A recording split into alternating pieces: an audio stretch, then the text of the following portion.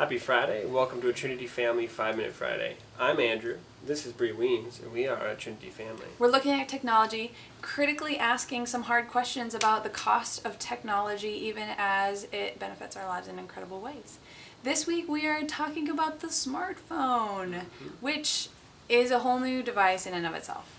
Yeah, it is the world in your pocket. And that's really what we want to start with is recognizing how the magnitude of this technology and the shifts that it brings. Yeah, And it's not just a cell phone. no. And You didn't just upgrade a cell phone, you got a whole new technology. Yeah, and it's so important to realize that. And I think we're going to give you three main potential pitfalls. And these are things that get talked about a lot. Everybody knows that the smartphone has some things to be overcome. Like there are potential pitfalls. Everyone sees them. But, the first one we want to address is just mind space.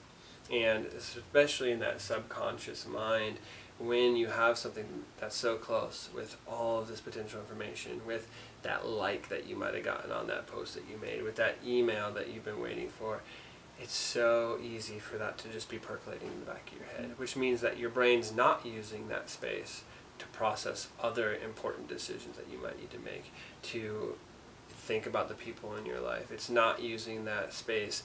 Even if you're not driving with your phone, you could still be a distracted driver because it's not using it to pick up signals of what other drivers are doing. It's thinking about that thing in your pocket. So many different things. Yeah. And I think another one is attention span. Is that we have so much information, so much readily available to us, and we can pick up something and put down something. And we've heard that most people don't finish most books. Yeah. And because of this time thing of sitting in this, we want something quick, we want something easy, and we want to ingest it and do it. And so when that is done, then critical analysis, I think, gets lost.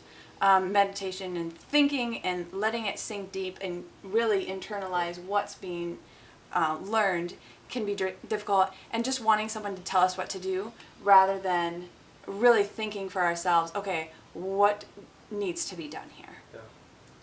And Yeah. finally, And then the last thing, in terms of that attention span with materials, it's also then the attention span and the attention to people.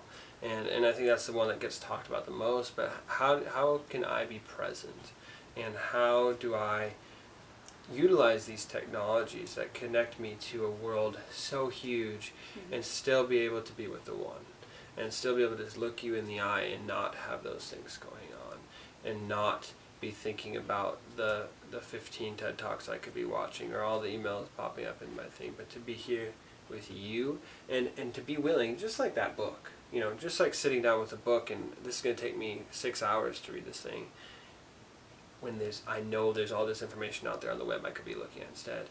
But there's you, this person, and I could be doing millions and billions of other things in my pocket, but I'm going to be with you. And so that's really, I think, the challenge, and the greatest challenge of it is it necessitates value statements in the way that we make actions. And so one of the biggest questions around this technology is how do we manage it for kids?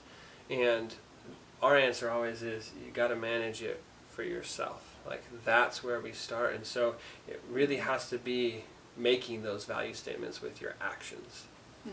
and so that even means cutting things that need to be cut in order to keep those values or to keep the priority. What is that priority? Connection with other people, connection with family, creativity. And so you need to be able to know what your phone is for and what it's not for, and be able to take different steps. And we started this technology series with books. That was 600 years ago. The next thing we jumped into was light. That was, 100 years ago for most people. And everything else has come more or less in that last century, a little give and take. It's happening very quickly. And so the other piece that we have to have with kids is this is a conversation that needs to happen, not just on this 5-Minute Friday, but needs to be ongoing in our homes. That they need to know that they need to have wisdom to utilize the technologies, that there's amazing things that we humans are developing, and we're developing them faster than we ever have before. But because of that, we need all the more wisdom for how to avoid their pitfalls. And not to just jump on the train because it's the next cultural thing, Yep. but really process, okay, this could be really cool. What are some of the pitfalls? What is it costing our family? Yeah, and letting them in on your own struggles. Mm-hmm. I really have a hard time not checking my email. Can you hold me accountable? I'm sure they would love to. So, good luck. You have the tools to manage the technology in your life. Take the time to do it well for your family. Happy Friday. Bye. Bye.